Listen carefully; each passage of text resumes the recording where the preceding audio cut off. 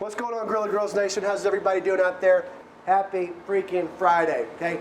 Welcome to December as well. We're super stoked. We had an awesome November with you guys. Incredible, actually. We did a lot of cool stuff. Did a whole turkey series. Lots of fun Veterans Day content.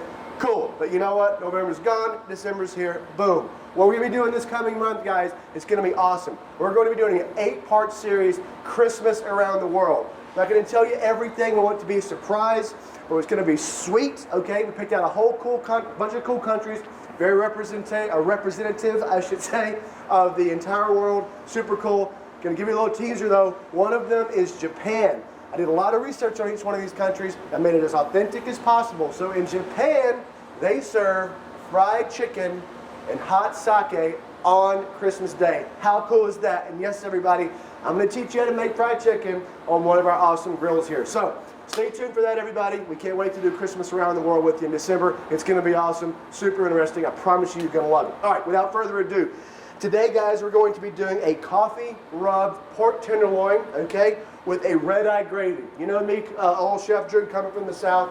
I love my Southern stuff. Basically, all it is a pork gravy with a little bit of black pepper and some coffee in it. So today, guys, we're going to get amped up. We got coffee in the rub. We got coffee in the gravy. I've been hearing you call it red-eye gravy for the past 2 days, and I am just now realizing, like, red-eye as in coffee. Dude, you've been working so much, you have red eyes right now. Yeah, my brain You is look like you just destroyed. got off a flight from LA, for Christ's sake. I'm worried you can even hold that camera up right now, brother. You should see him, guys. This guy's been working his guts out for you. Dominic, we love you, man. Thank you for everything. All right, let's get into this rub real quick, all right? So the first thing we're going to do, first of all, to get this cellophane off of here, I like to put it up there so this brown sugar doesn't get hard. This is a good trick. You can also put some bread in there with your brown sugar, believe it or not, it won't get hard. So we're going to start here with about a 1/4 cup of instant coffee and about 1/8 of a cup of cocoa, unsweetened cocoa.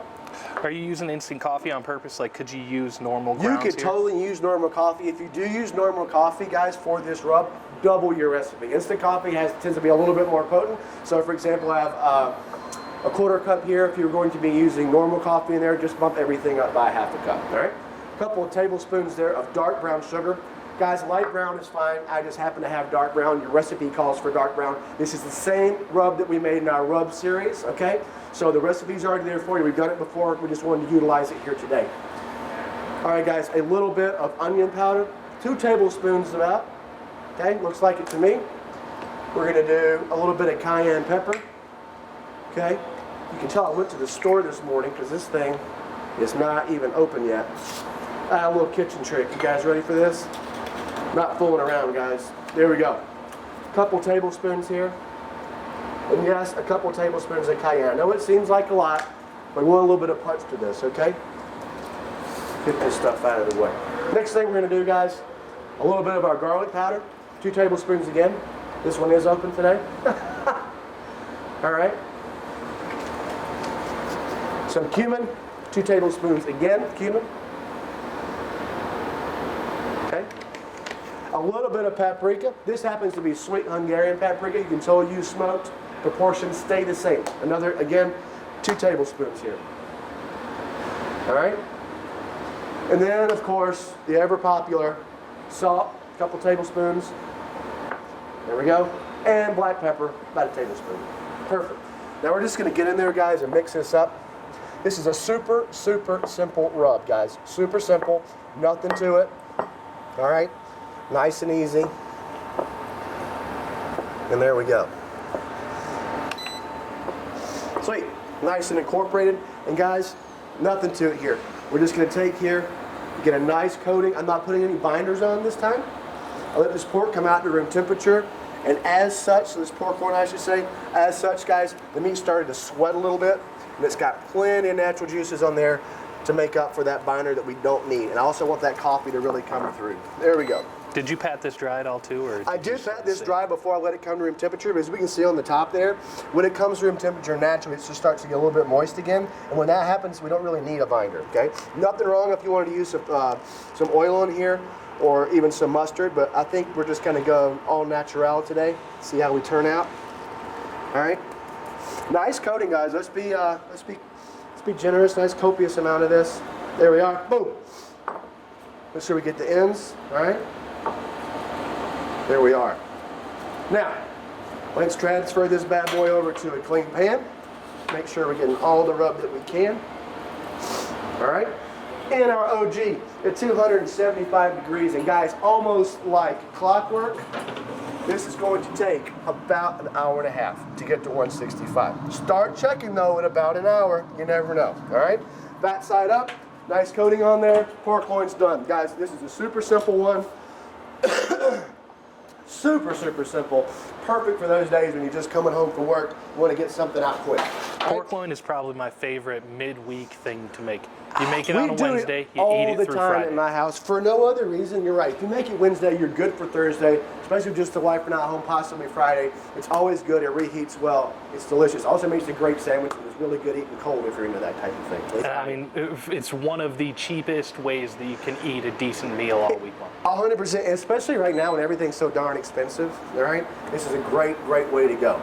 All right, those coffee rubs typically are really good. Excuse me. On beef, but since we're doing this red-eye gravy today, I wanted to do the coffee rub, okay? This is super simple. If you can see in here, Dominic, I already have a pork gravy made. All I did is I took a little bit of pork stock, I incorporated that with a roux, which is about 3 tablespoons of flour and 3 tablespoons of butter.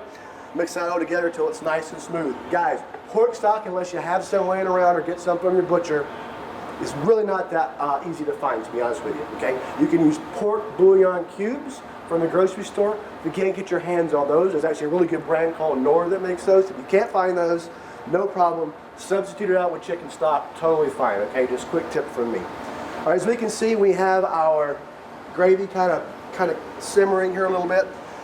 We have 2 tablespoons of instant coffee, okay? And no salt, guys. This stock has plenty of salt, but we do want about a tablespoon of black pepper. So pork stock, which is salty enough, instant coffee, black pepper, and you're gonna see, watch how this kind of changes color on you. When they traditionally made this in the South, kind of went back to the war between the states days, and what they would do is they would fry ham. And then they would take leftover coffee and dump it in the pot or the pan that they fried the ham in, right? Kind of scrape everything together, all those kind of natural juices in that coffee. Put a little bit of pepper in it because salt was such a commodity back then. You didn't want to use that in just a simple gravy, and they put it with their pork, okay? Super simple dish, humble origins, but really nice, all right?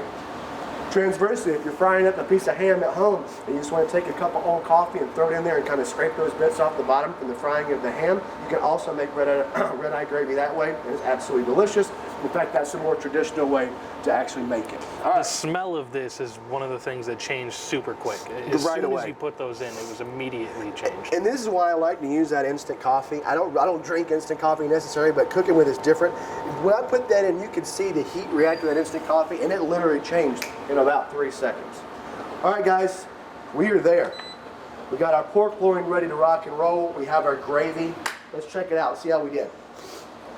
Coffee rubbed pork loin right here, looking nice, okay? Beautiful color on it.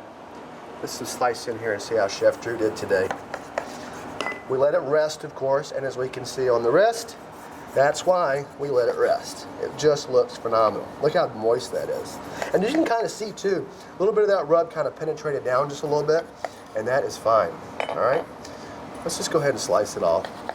It's Friday, man. We got the weekend coming up. Be a little gluttonous today for a Friday lunch. All right, guys. There it is. Take out a piece from the middle there for me. Sure. Boom. Look how moist that is. OG strikes again every single time. My favorite part is that little layer of fat at the top there. Yes, sir. That's why I don't remove it. You can if you want. I personally am not a proponent. All right, guys. Sliced pork loin with our coffee rub, ready to rock and roll. Guys, take a little bit of your red-eye gravy here, and we're just going to drizzle over. Not looking for fancy plating today, all right?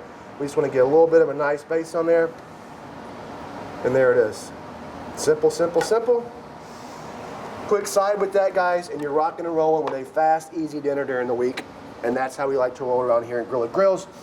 Love to make good food. We would like to make it quick. We know you guys don't have a ton of time out there. We don't either. We totally get it.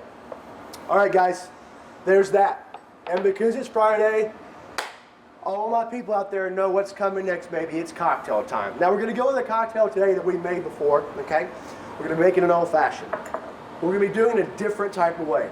typically we muddle fruit, we muddle our sugar, and we do our bitters and all that type of stuff.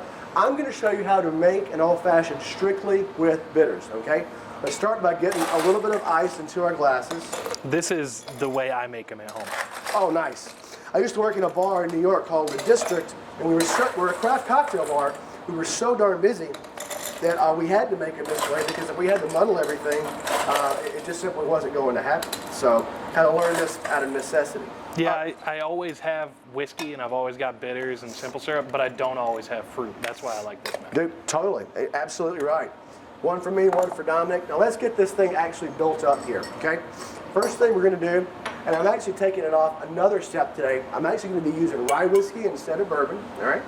It's kind of a little twist I like to do sometimes. We're using Journeyman from right down in Three Oaks, Michigan. We did a couple of events with those guys. Awesome people. Love them to death. All right, guys, there's 1, 2, and just because it's Friday, 3, 4. I got one for me and one for Dominic in there. Can't leave my man out over there. All right, now, next thing we're going to do, guys, is take about a bar spoon of simple syrup, okay? Since it's me and Dominic, I'm going to do 2. This takes the place of our sugar cube, all right? Now, bar spoon of simple syrup, that's just like a tablespoon, teaspoon? That's probably going to be about that's a great question. Probably just under a tablespoon. Okay. Just under a table. A couple teaspoons is a good way to look at it. Same with our cherry, okay? A little more of that, all right. And you're just using the syrup from that. You're not Just using the syrup, cherry. just the syrup. Now, what I will do is go ahead and take a cherry.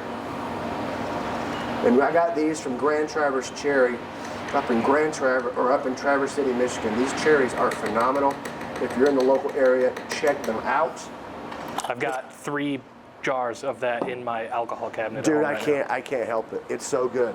All right, guys, so we have our rye whiskey instead of bourbon today. Okay, we have our simple syrup instead of our sugar cube, and instead of muddling our cherry, we've got the actual cherry juice in there. Next thing we're going to do, guys, is take orange bitters. Since I'm doing 2 of these, I'm going to have to double it up, so I'm going to do 6 dashes. If you're just making 1, you'll do 3. 1, 2, 3, 4, 5, 6. Same thing with our Angostura bitters, guys, our regular bitters. If you're doing 1, 3, it's Dominic and I here today, so I'm going to do 6. 1, 2, 3, 4, 5, 6. And then, guys, instead of shaking this as we would with the fruit, we don't need to dissolve anything as much.